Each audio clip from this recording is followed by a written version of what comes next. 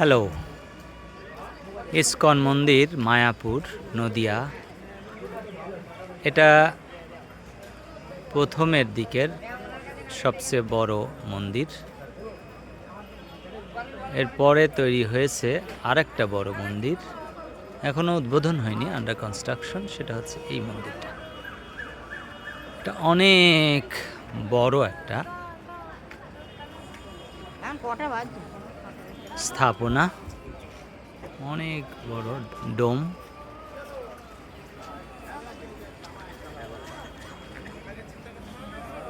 এই দিক দিয়ে খাবার দাবার রাস্তা, এখানে প্রচুর দোকান হয়েছে। ইসকন মন্দির, ইসকন।